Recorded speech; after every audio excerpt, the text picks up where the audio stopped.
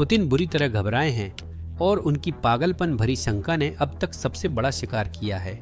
संकट की शुरुआत एक साधारण असफल फोन कॉल से हुई थी और अब रूस के विदेश मंत्री सर्गेई लावरोव, जो 21 सालों से पुतिन के साथ हैं, क्रेमलिन के असंतोष के ताजा शिकार बन गए हैं। अब लावरोव को रूसी अर्थव्यवस्था के पतन और नियोजित ट्रंप पुतिन शिखर सम्मेलन के विफल होने का आधिकारिक बलि का बकरा बना दिया गया है। यह सफाया पूरे अभिजात्य वर्ग के लिए एक चेतावनी है। पुतिन को वफादारी से ज्यादा अपने अस्तित्व की चिंता है। रूसी मीडिया लावरोव के अस्तित्व को नकार रही है और पुतिन ने फिर से अच्छे जार बुरे लड़के की रणनीति अपनाई है। झूठ सीधा साधा है। रूस असफल हो रहा है, पुतिन की वजह से नहीं, बल्कि भ्रष्ट राजनेताओं के कारण जो उनके आदेशों में अड़चन डालते हैं। अब हर रूसी अधिकारी के लिए सवाल साफ है, अगला निशाने पर कौन है? आगे क्या होगा जानने के लिए देखें हम यहाँ तक कैसे पहुंचे। यह सब उन मांगों की सूची से शुरू हुआ जो विदेश मंत्री सर्गेई लावरोव ने विदेश सचिव मार्को रूबियो को भेजी थी। फाइनेंशियल टाइम्स के अनुसार ये मांगें ठीक एक दिन बाद आईं जब राष्ट्रपति ट्रंप और पुतिन ने फोन पर बुडापेस्ट में मिलने पर सहमति जताई थी। बैठक का उद्देश्य रूस यूक्रेन युद्ध खत्म करने के उपायों पर चर्चा था। फोन पर पुतिन ने कहा कि वह शांति पर चर्चा को तैयार हैं अगर अमेरिका यूक्रेन को टॉम हॉक मिसाइलें न दे।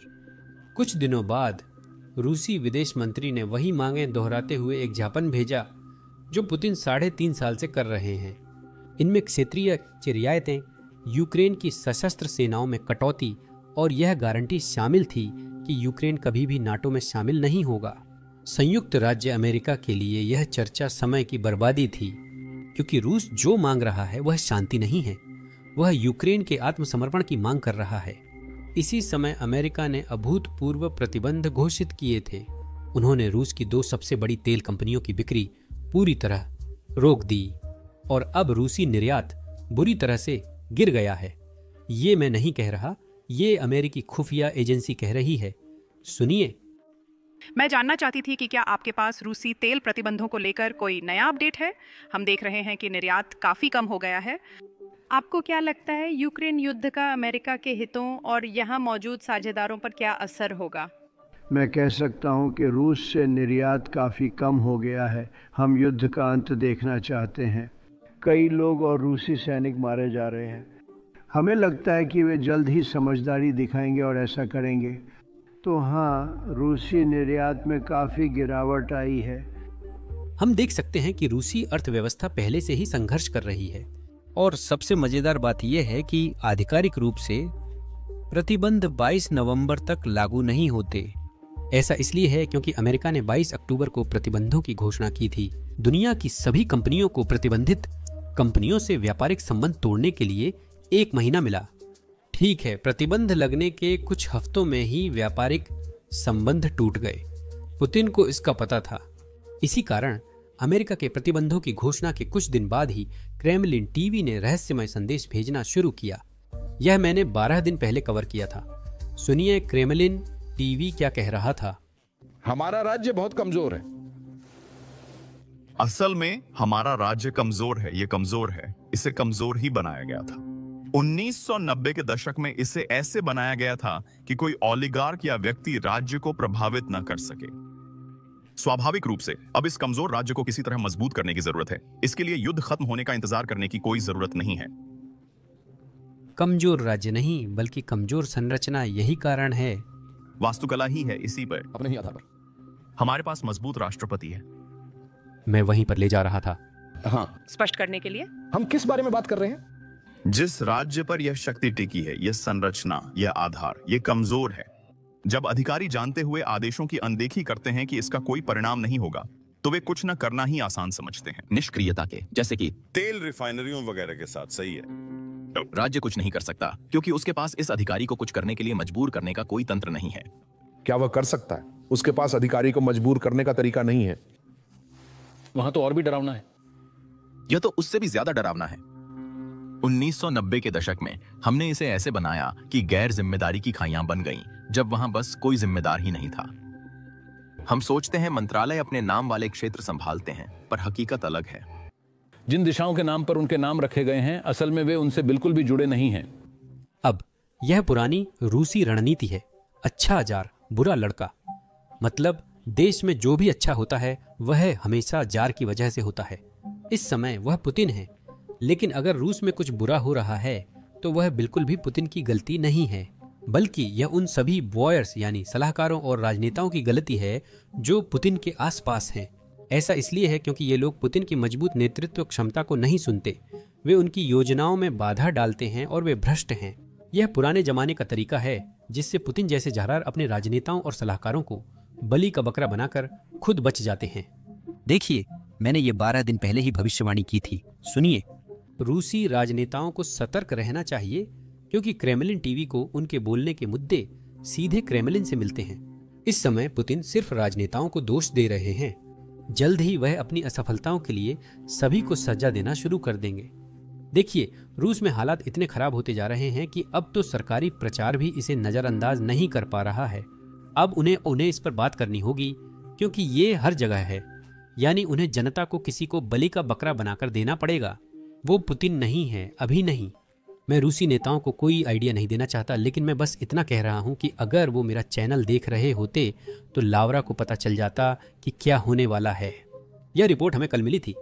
क्रेमलिन पुतिन ट्रंप वार्ता के विफल होने के बाद किसी को दोषी ठहराने के लिए किसी की तलाश कर रहा है, और रूसी सूत्रों के अनुसार उस जिम्मेदारी को विदेश मंत्री लावरोव पर डाल दिया गया है। अब वह मुख्य बलि का बकरा बन गए हैं। विडंबना यह है कि लावरोव वार्ता में अमेरिका के प्रति सख्त रुख दिखाकर पुतिन को प्रभावित करना चाह रहे थे।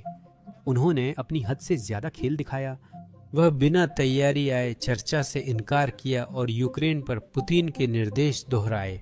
अब तो रूसी मीडिया भी यह सोच रही है कि वह सभी आधिकारिक बैठकों में क्यों नहीं आ रहे हैं। अभी हाल ही में वह बड़ी सुरक्षा परिषद की बैठक से गायब थे, जहां पुतिन परमाणु धमकियां दे रहे थे। यह इतनी बड़ी बात इसलिए है क्योंकि वह अब तक एकमात्र स्थायी सदस्य हैं जो उस बैठक में मौजूद नहीं थे। अब जैसे कि यह काफी नहीं था, ऐसा भी लग रहा है कि उन्हें उस प्रतिनिधिमंडल के प्रमुख पद से भी हटा दिया गया है जो G20 शिखर सम्मेलन में जा रहा है। अब देखिए, जब से यह आक्रमण शुरू हुआ है, पुतिन देश से बाहर ज्यादा नहीं जा रहे हैं। इसका मतलब है कि पिछले 3 सालों से लावरोव ही G20 में रूसी प्रतिनिधिमंडल का नेतृत्व कर रहे हैं, जो कि समझ में आता है। आखिरकार वह विदेश मंत्री हैं, लेकिन ऐसा लगता है कि आखिरी समय में उनका नाम हटा लिया गया। अगर आप मेरी व्यक्तिगत राय जानना चाहते हैं, सच कहूं तो रूस का लावरोव को न भेजना सही फैसला है, क्योंकि पिछली बार G20 में यही हुआ था। आप जानते हैं, वह युद्ध जिसे हम रोकने की कोशिश कर रहे हैं और जो हमारे खिलाफ यूक्रेन का इस्तेमाल करके शुरू किया गया था, यूक्रेनी लोग। लावरोव को बेंच पर बैठाना रूस और अन्य सभी के लिए बड़ा झटका है। ऐसा इसलिए है क्योंकि युद्ध पर उनका रुख उन सभी वर्षों में पुतिन जो कहते आ रहे हैं उससे ज्यादा अलग नहीं है। फिर भी हालात बिगड़ने पर लावरोव को ही बस के नीचे डाला जा रहा है, जबकि वो वही कह रहे हैं जो पुतिन कहते हैं। अब यह इस तथ्य के बावजूद है कि लावरोव 21 वर्षों से पुतिन के साथ हैं। यह बहुत लंबा समय है। नाटो महासचिव मार्क रेटे को सुनिए, जो बताते हैं कि यह कितना लंबा समय है। लावरोव, मेरा मतलब है वह रूस के विदेश मंत्री हैं। मुझे लगता है यीशु मसीह के जन्म के बाद से और तब से उनके मुंह से कुछ भी उपयोगी नहीं निकला है, तो मिस्टर लावरोव पर ज्यादा ध्यान न दें। लावरोव के लिए यह चौंकाने वाला हो सकता है, लेकिन युद्ध के कट्टर समर्थक कई रूसियों के लिए यह नया नहीं है। ऐसा इसलिए है क्योंकि रूस में पिछले कुछ महीनों से एक प्रवृत्ति चल रही है। संभवतः 2025 में पुतिन असंतुष्टों और कई लोकप्रिय युद्ध समर्थक हस्तियों को भी गिरफ्तार कर रहे हैं। ऐसा इसलिए है क्योंकि रूस के अंदर प्रतिद्वंद्वी गुट अब एक दूसरे के खिलाफ हो गए हैं, और ये 2 गुट हैं अनुभवी प्रचारक जो रक्षा उद्योग और क्रेमलिन से गहराई से जुड़े हुए हैं। इन लोगों को वफादार कहा जाता है। और दूसरा गुट जो एक तरह से नया गुट है, वे सभी अति राष्ट्रवादी युद्ध समर्थक हैं जो खुद को जी व्लॉगर कहते हैं। हम अक्सर अपने वीडियो में इन जे ब्लॉगर्स का हवाला देते हैं क्योंकि वे युद्ध को करीब से फॉलो करते हैं और रूसी दृष्टिकोण दिखाते हैं। इसके अलावा कुछ जी ब्लॉगर्स सार्वजनिक रूप से पुतिन की युद्ध नीति की आलोचना कर रहे हैं। यहाँ मैं स्पष्ट करना चाहता हूँ कि वे पुतिन की आलोचना युद्ध शुरू करने के लिए नहीं, बल्कि इसके उलट कर रहे हैं। वे कहते हैं कि पुतिन यूक्रेन में सख्त नहीं हैं। वे यूक्रेनी राष्ट्रीयता को इस दुनिया से मिटा देना चाहते हैं और वे रूसी सेना को इस लक्ष्य को हासिल न कर पाने के लिए असफल मानते हैं। पुतिन के लिए खतरा असंतुष्टों हो या अतिराष्ट्रवादियों से फर्क नहीं पड़ता, क्योंकि आखिरकार उनके लिए असल में कुछ भी मायने नहीं रखता। यह सिर्फ उनके अस्तित्व की बात है। यहाँ सबको याद दिलाना अच्छा रहेगा कि प्रिगोजिन कोई ऐसा व्यक्ति नहीं था जो पुतिन द्वारा शुरू की गई इस जंग के खिलाफ था। वह रक्षा मंत्रालय द्वारा जंग को चलाने के तरीके के खिलाफ था और इसी वजह से उसने मॉस्को की ओर कूच किया था। अब सभी जानते हैं प्रिगोजिन के साथ क्या हुआ। विमान आसमान में अचानक बंद हो गया। देखिए, पुतिन एक और प्रिगोजिन 2.0 बर्दाश्त नहीं कर सकते। इसी वजह से हम ज्यादा अल्ट्रा नेशनलिस्ट झेड़ ब्लॉगरों की गिरफ्तारियां देख रहे हैं। और इस सब का सबसे मजेदार हिस्सा यह है कि बहुत सारे लोग जो गिरफ्तार हो रहे हैं वे बहुत खुशी खुशी और खुलेआम जश्न मना रहे थे जब पुतिन लोकतंत्र समर्थक प्रदर्शनकारियों को गिरफ्तार कर रहे थे और जब पुतिन उन लोगों को गिरफ्तार कर रहे थे जो निष्पक्ष चुनावों के लिए लड़ रहे थे। अब वे चौंक गए हैं जब वही उनके साथ हो रहा है। अब बाकी रूसियों के लिए यह निराशा जल्दी कम होने वाली नहीं है। यहाँ तक कि रूसी मीडिया भी रोजाना रिपोर्ट कर रही है कि रूसी अर्थव्यवस्था कितनी तेजी से गिर रही है। इसका मतलब है कि पुतिन को अपने पद के लिए खतरा बनने वालों को बंद करना होगा। बस देखिए कि रूसी मीडिया कल क्या कह रही थी।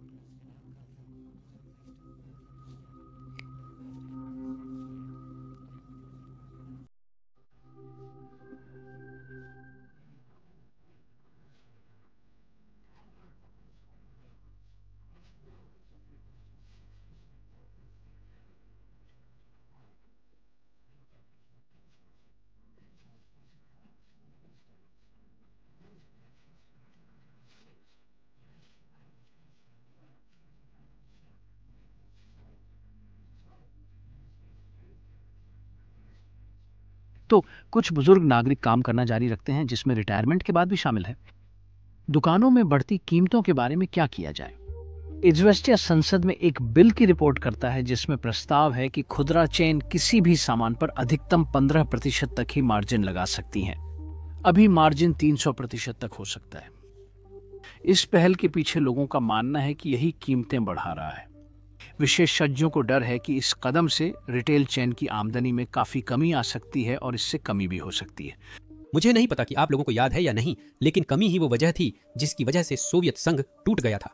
मेरे हिसाब से तो पुतिन सच में सोवियत संघ को फिर से बना रहे हैं और शायद वो रूस को फिर से छोटा भी बना दे। अगर आप ऐसी टी शर्ट में दिलचस्पी रखते हैं तो डिस्क्रिप्शन में दिए लिंक पर जाएं। मेरा नाम सैम है। अगली वीडियो में मिलूंगा।